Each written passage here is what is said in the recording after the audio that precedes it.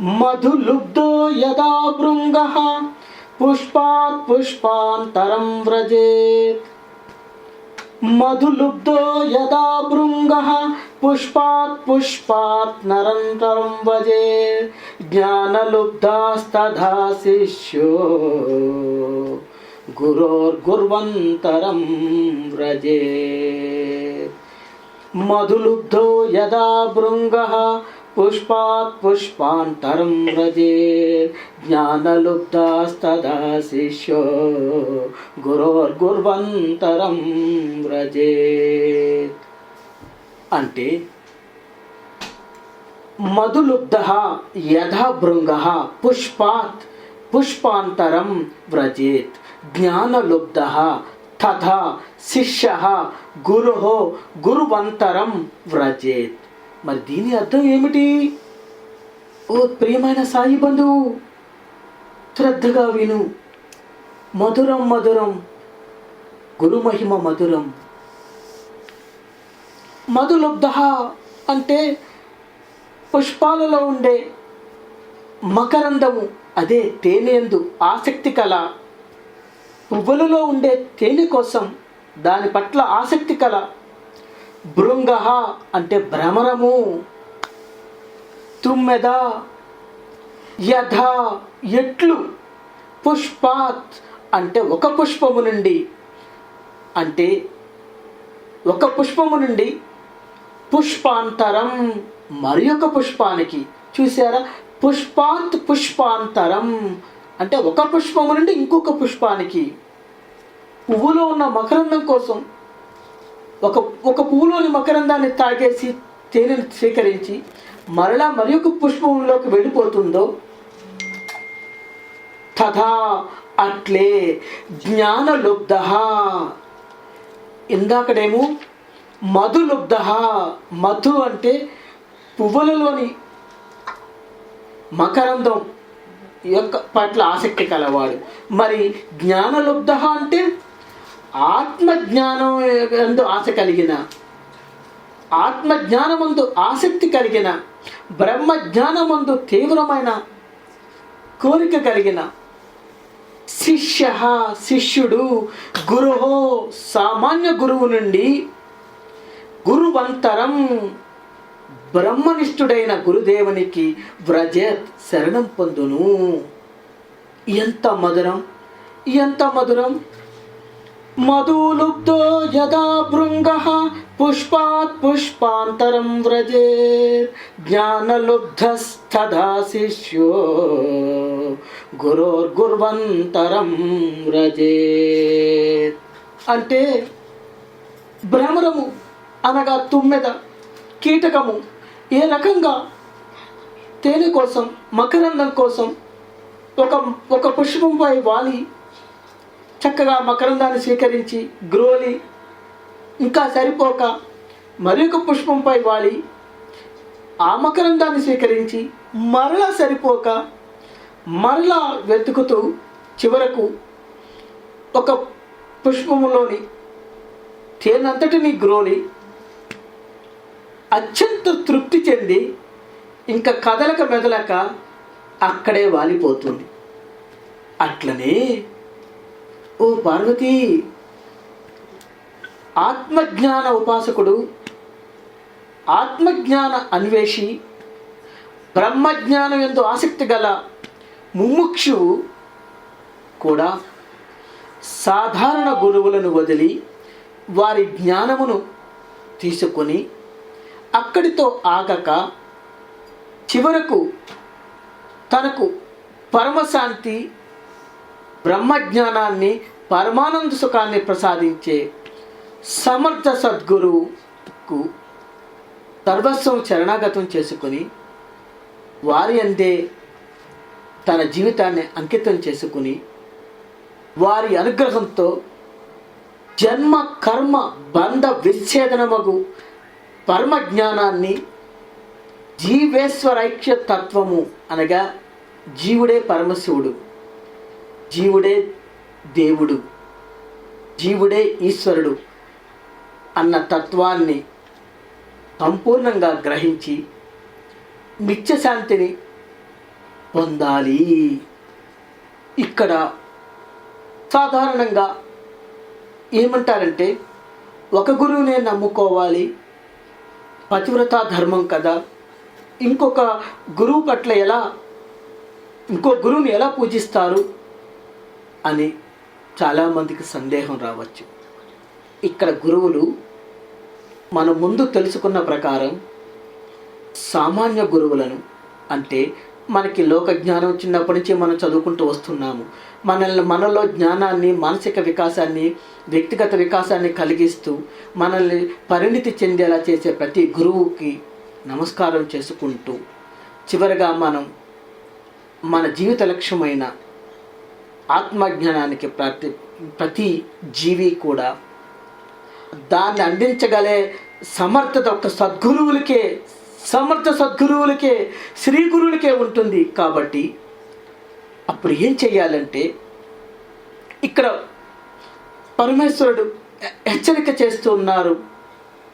ఎప్పుడైతే సాధారణ గురువుల దగ్గర మీరు స్వీకరించిన జ్ఞానాన్ని అత్యంత వినమ్రతలతో, ఏ రకంగా భ్రమరము ఎందుకు ఈ పోలిక చేశారు, ఎందుకు భ్రమరాన్ని పువ్వులతో ఉన్న మకరందాన్ని తేనెను తీసుకుని వెళుతున్నప్పుడు ఏం చేస్తుంది భ్రమరం?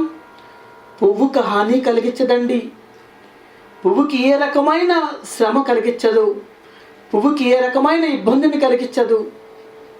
ఎంతో చక్కగా అక్కడి నుంచి సెలవు తీసుకుని హాని చేయకుండా ఎలా చక్కగా వెళుతుందో కృతజ్ఞతాపూర్వకంగా శిష్యుడు కూడా సామాన్య గురువు పట్ల అలాగే కృతజ్ఞతాపూర్వకంగా భక్తి శ్రద్ధలతో వారికి నమస్కరించుకుని సమర్థ సద్గురువు వైపుకి ప్రయాణం చేయాలని చెప్పారు.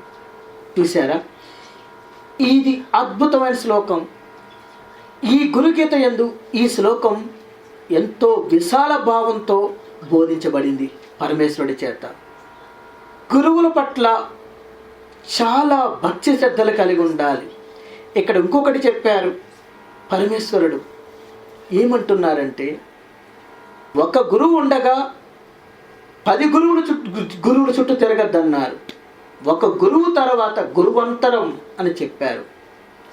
అంతేగాని పొద్దున ఒక గురువు, మధ్యాహ్నం ఒక గురువు, సాయంత్రం ఒక గురువు, ఒక్కసారి 4 గురువుల నుంచి 4 బోధలు తీసుకుందాము, అది తప్పని చెప్పారు.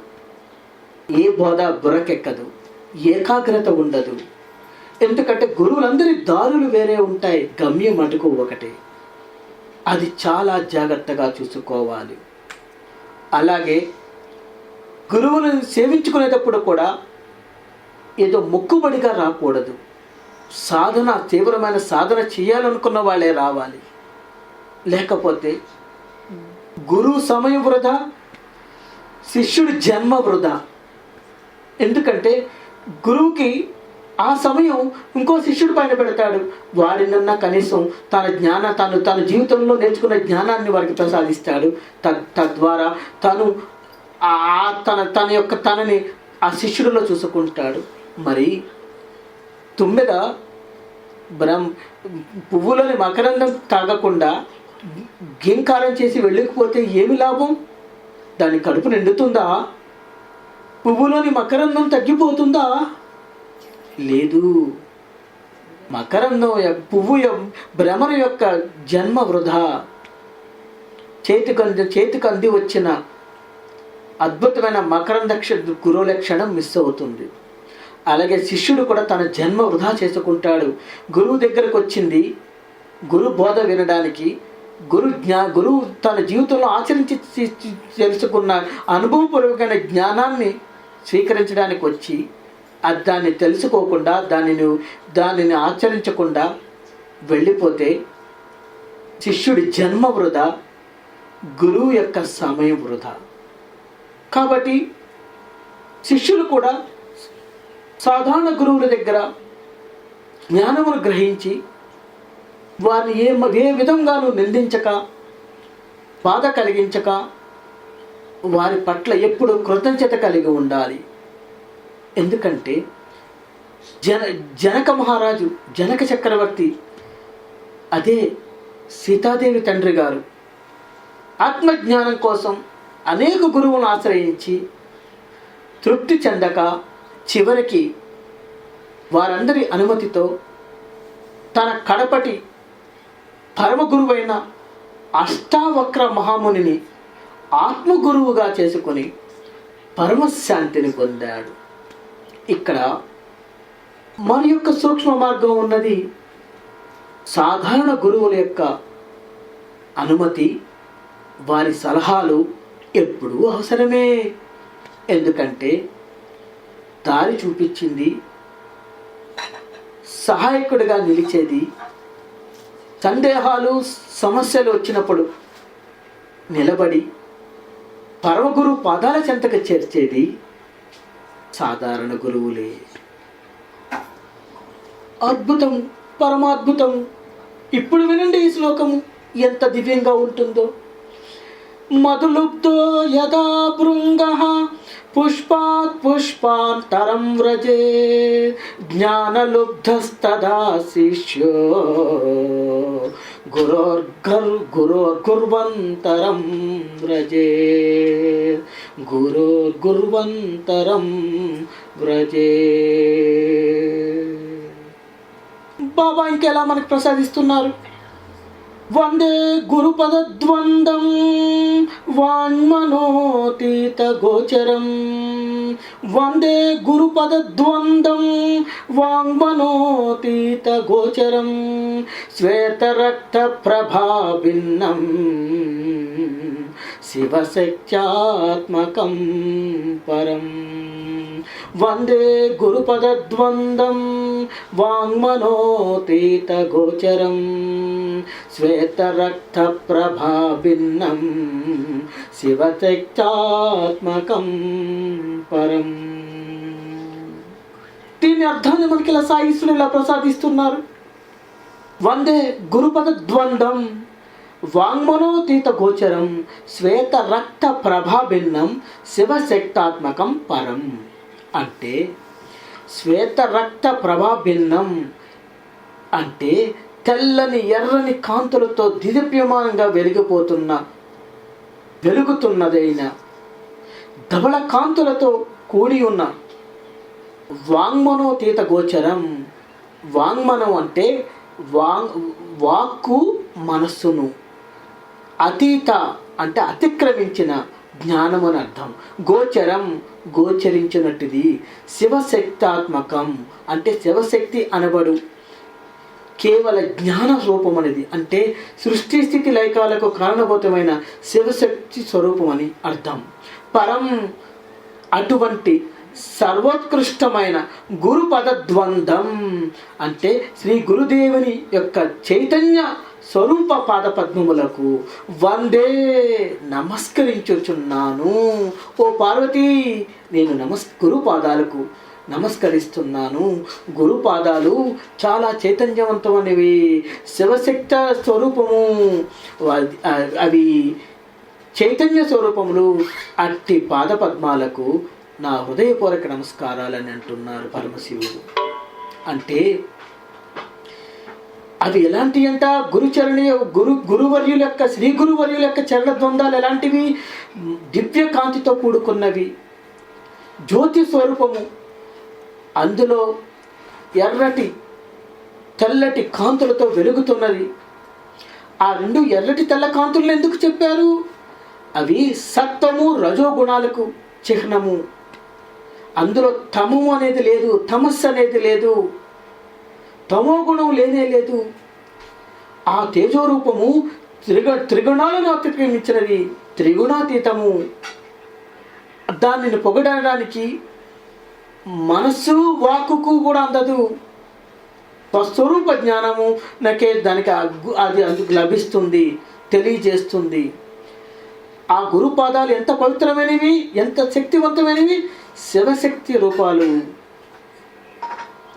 అటువంటి గురుపాదాలను శరణ చేస్తే, వేడుకుంటూ ఉంటే, పూజిస్తూ ఉంటే, సర్వస్వ శరణాగతం అవుతే సకల పాపములు అజ్ఞానములు ధ్వంసం అవుతాయి.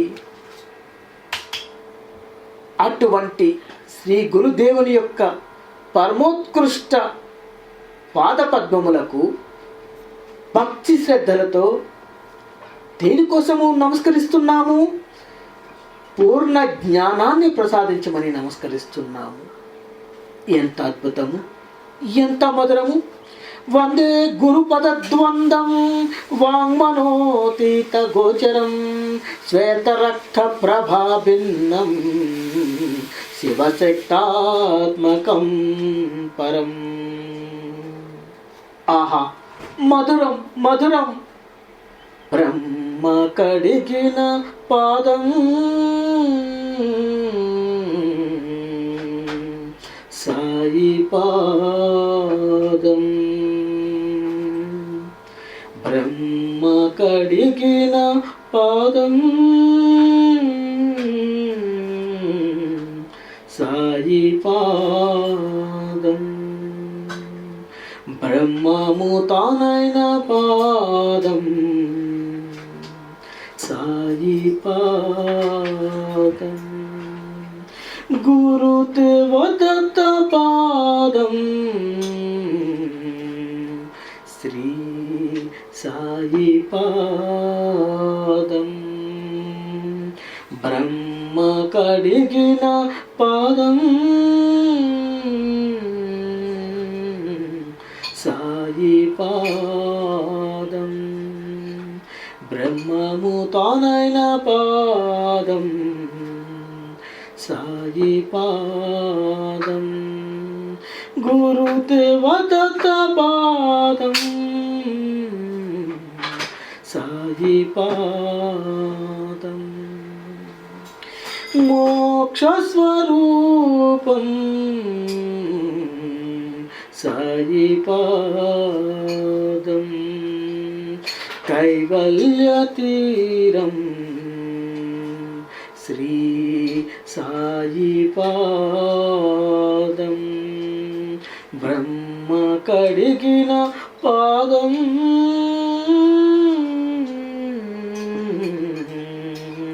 శ్రీ సాయి పాదం.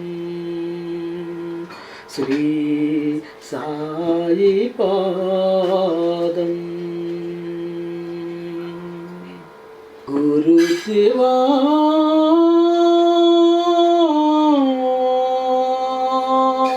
గురుదేవా శ్రీ సాయి బాబా. బాబా మహదానందంతో ఇంకా మనకి దివ్యంగా ప్రసాదిస్తున్నారు. బాబా ఇలా అంటున్నారు, గుకారం చ గుణాతీతం గుకారం చ గుణాతీతం రుకారం రూపవర్జితం. గుకారం చ గుణాతీతం రుకారం రూపవర్జితం. గుణాతీతమరూపం చ యోజత్స గురుస్మృతః. గుణాతీతమరూపం చ యోజత్స గురుస్మృతః. అంటే గుకారం చ గుణాతీతం రుకారం రూపవర్జితం. గుణాతీతం అరూపం చ యదజ్జాత్ సహ గురు స్మృతః. అంటే గుకారం గు అను అక్షరం, గుణాతీతం త్రిగుణములను అతిక్రమించినది, త్రిగుణములకు అతీతమైనది. రుకారం చ అంటే రుకారము కూడా, రూపవర్జితం అంటే రూపమునే విడవబడినది, అంటే రూపము శూన్యము, రూపరహితము. గుణాతీతం అంటే సత్వ రజస్తమో గుణాలను అతిక్రమించిన ఆ రూపం. అరూపం అంటే రూపము లేని పరబ్రహ్మ రూపమగు బ్రహ్మజ్ఞాన స్వరూపుడగు అట్టి గురువునే దజ్యాత్ అంటే ఇచ్చును సహా అట్టి తత్వజ్ఞాన రూపుడగు మహనీయుడును గురువుగా స్మృత చెప్పబడెను. అంటే పరమేశ్వరుడు చెప్తున్నారు, ఓ పార్వతి, గుకారం అంటే గుణరహితమైనది, త్రిగుణరహితమైనది, గురువు అనే పదానికి అర్థం తెలియచేస్తున్నారు.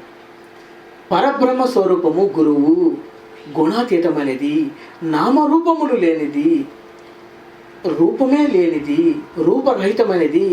అట్టి పరబ్రహ్మమే గురువు అన్న శబ్దముచే చెప్పబడుచున్నది. అందుకే గురు అని ప్రేమతో పిలిస్తే పరబ్రహ్మాన్ని, పరబ్రహ్మాత్మకుడైన, త్రిగుణాతీతుడైన, నిర్గుణతుడైన, రూపరహితుడైన, నిర్గుణ రూపుడైన పరబ్రహ్మాన్ని మీరు కీర్తిస్తున్నట్లు, పూజ చేస్తున్నట్లు, ప్రేమతో పిలుస్తున్నట్లు గుర్తుపెట్టుకోండి. అట్టి రూపరహిత తత్వము రు అను అక్షరం చేత చెప్పబడుచున్నది. గురు అనగా గుణాతీతుడు, నీ రూపుడు అంటే రూపము లేనివాడు. ఆయన జ్ఞానం అట్టిదే, అటువంటి జ్ఞానం కలవాడు.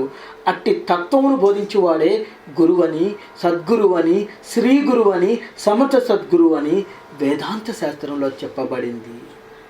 గుకారం చ గుణాతీతం, రుకారం రూపవర్జితం, గుణాతీతమరూపం చ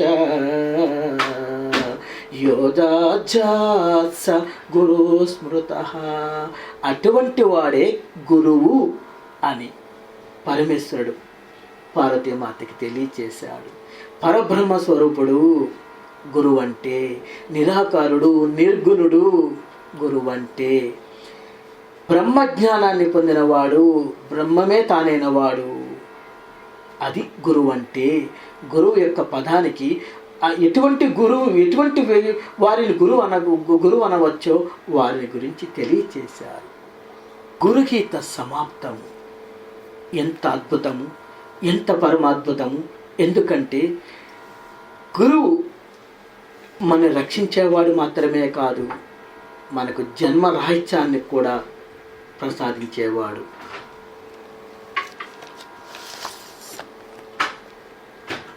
మన మార్గదర్శకుడు.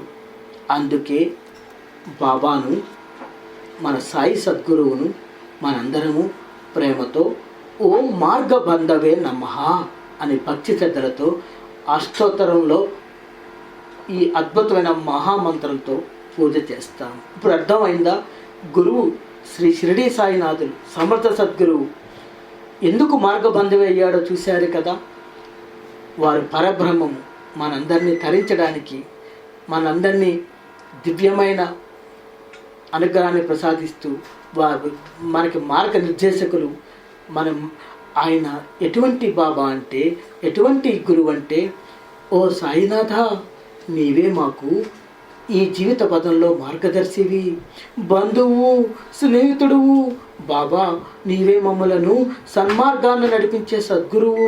నీవే మాలో ఆత్మజ్ఞానాన్ని ప్రకాశింపజేసే సద్గురువు. నీవే మాలో అద్వైత సిద్ధిని కలిగించే సద్గురువు. నీవు తోడు లేక మా జీవన ప్రయాణంలో మేము ఏ పులుల బారులోనో, ఏ తోడేళ్ల బారిలోనో, ఏ గుంటలలోనో, ఏ మోసగాళ్ల చేతిలోనో పడతాము, మోసపోతాము, ఏ ముళ్ళ పొదల్లోనో ఇరుక్కుంటాము, సంసారం అనే మహారణ్యంలో చిక్కుకుపోతాము. బాబా, సాక్షాత్తు భగవత్ అవతారాలైన శ్రీరాముడు, శ్రీకృష్ణుడు గురువులను ఆశ్రయించి విద్యాభ్యాసం చేశారు.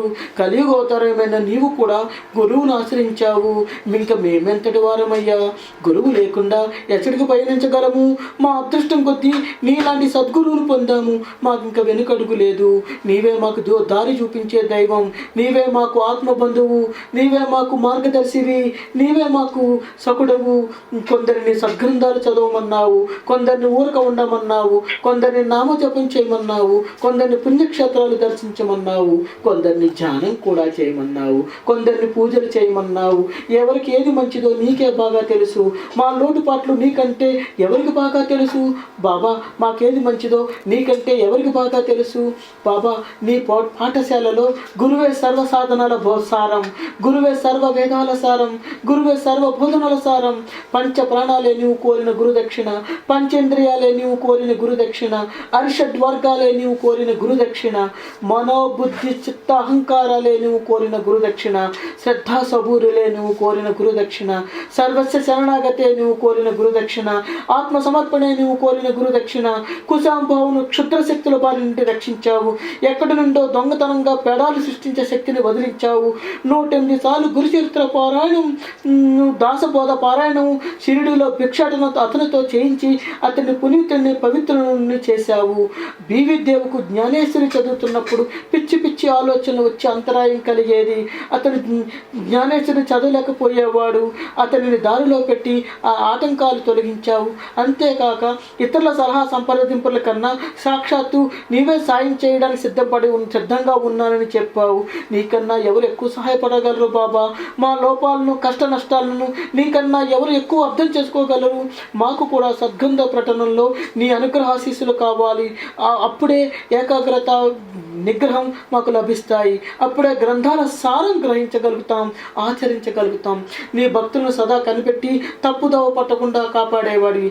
దత్త మందిరంలో చందా అడుగుతారని దత్త దర్శనాన్ని ఎగ్గొట్టాడు నాన్న. ఒకసారి ఉన్నది ఉన్నట్టు చెప్పాలే కానీ వాళ్ళకి, అంతేగాని ఎప్పుడు ఆనవాయితీగా చేసే దత్త దర్శనం ఆపడం మంచిది కాదని బోధించావు.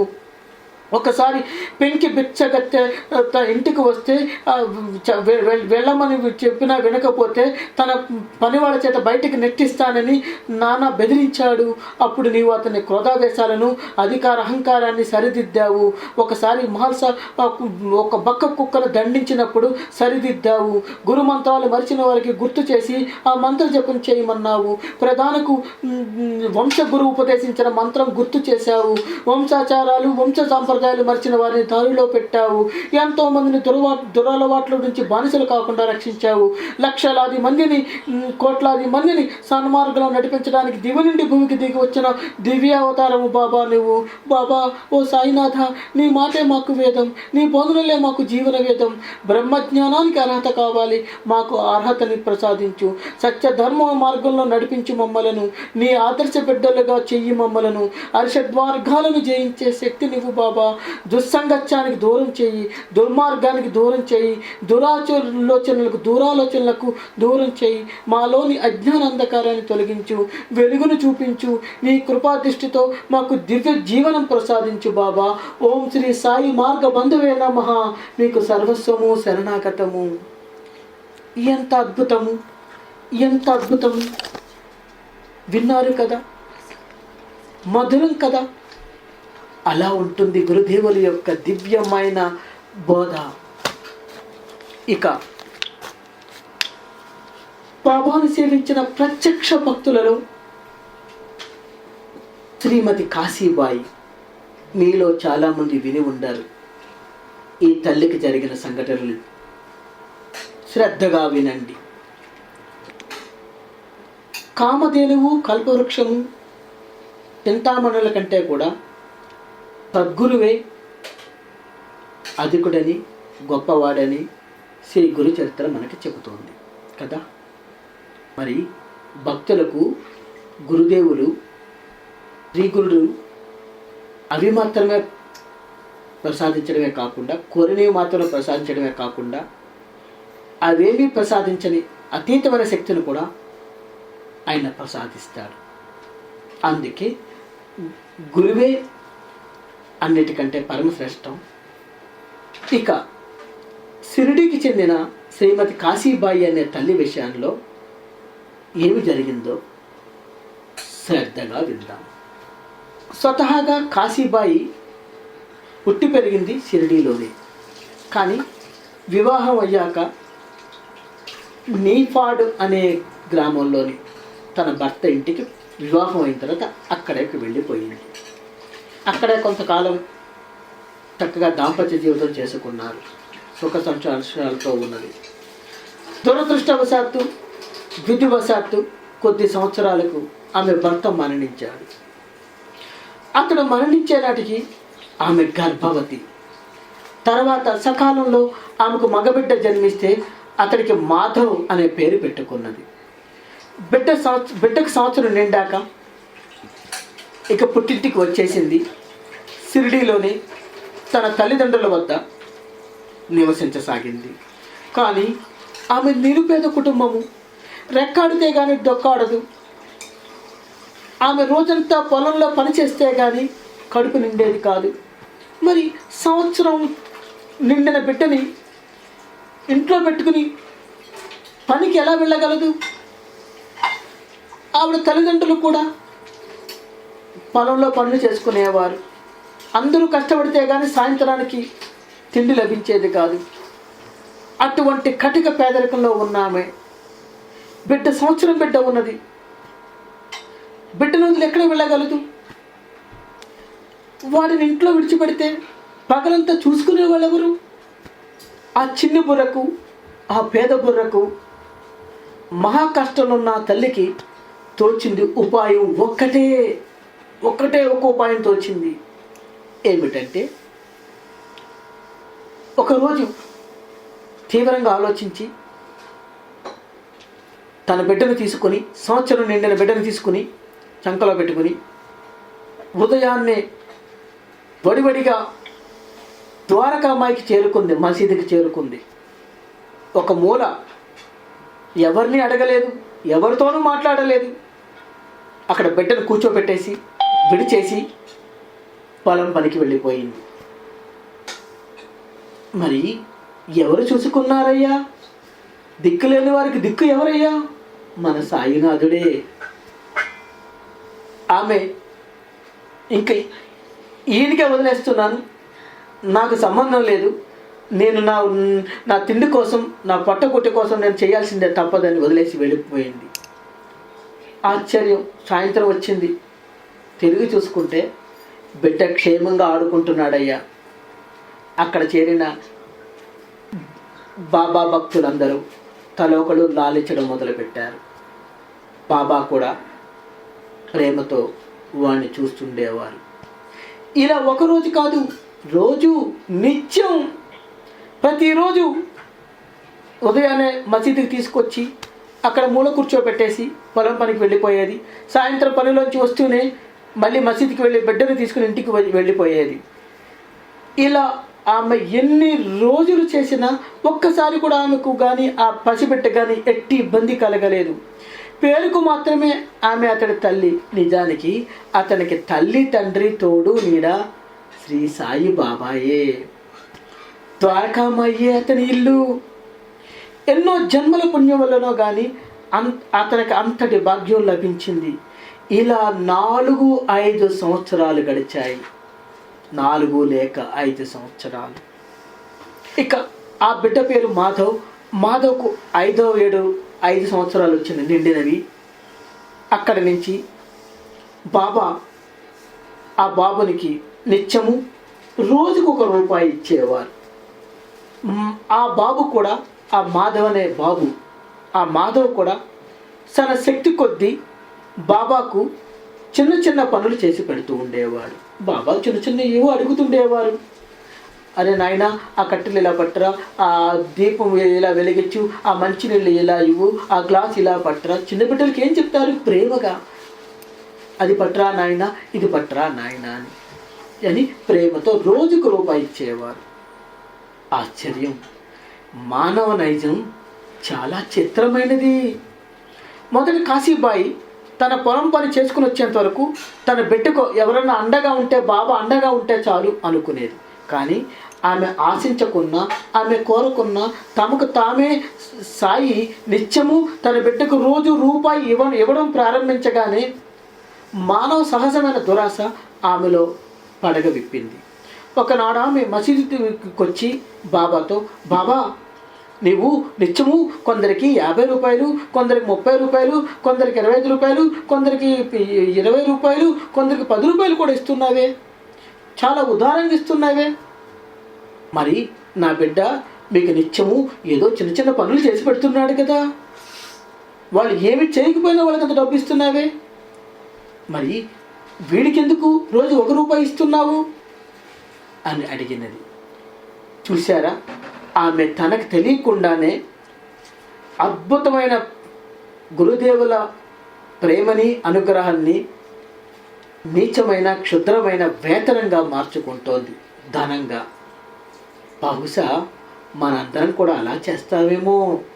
గురువు అనుగ్రహం కన్నా వారు మనకు ప్రసాదించే ధనం పైనే మనకు ఆసక్తి ఉంటుందేమో.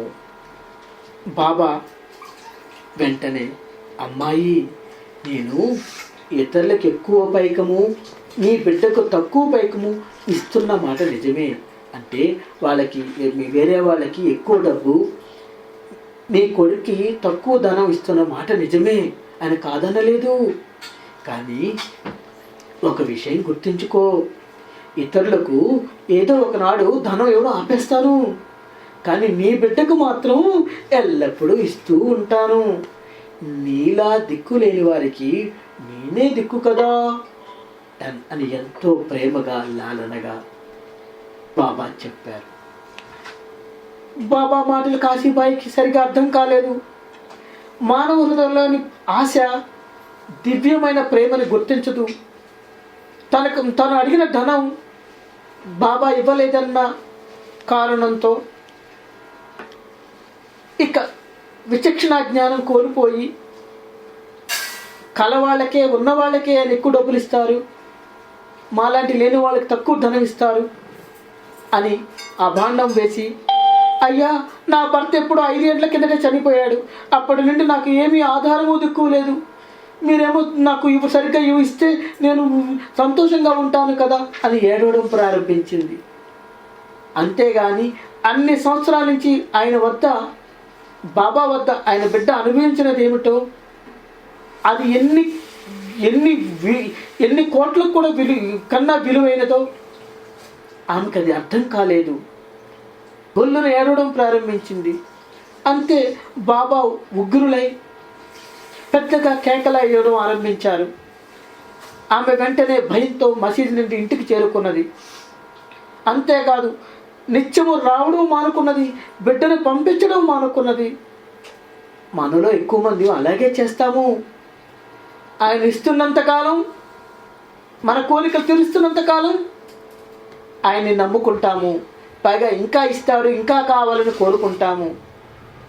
ఏ ఒక్కటన్నా మనం అడిగిన దాన్ని ఇవ్వకపోతే, చేయకపోతే ఆయనపై అలుగుతాము, దూరంగా వెళ్ళిపోతాము. కానీ నష్టం ఎవరికి? మన సాయి దేవులు కరుణామయులు. ఆయన కాశీబాయిని స్మరించుకుని రమ్మని కబురు పెట్టారు. ఎందుకంటే ఏనాడైనా ఎవరినైనా రప్పించుకోవాల్సింది దైవమే, గురువే. మాధవుని తోడు తీసుకుని కాశీబాయి మసీదుకి వచ్చింది. సాయితో ఏమి మాట్లాడడానికి ధైర్యం చాలక మౌనంగా నిలబడింది. అప్పుడు బాబా మునుపటిలాగే ప్రేమతో, లాలనతో, ఆప్యాయతతో మాట్లాడారు. అప్పట్లో బాబాకు కొన్ని దంతాలు అంటే పండ్లు కదులుతుండేవి. ఆయన ఆమెతో మాట్లాడుతూ అకస్మాత్తుగా నోరు తెరిచి తమ పన్ను ఒకటి బలంగా పీకి దానిని కొద్ది ఊదితో పాటు చిన్న గుడ్డలో చుట్టి ఆమెకిచ్చి దాన్ని భద్రంగా దాచుకోమని, అది ఆమెకెంతో మేలు చేస్తుందని చెప్పారు.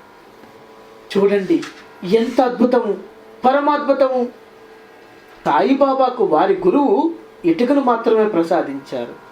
కానీ శ్రీ షిరిడీ సాయినాథులు తమ భక్తురాలికి తమ శరీరంలో భాగమైన పన్నునే పీకి ప్రసాదంగా ఇచ్చారు.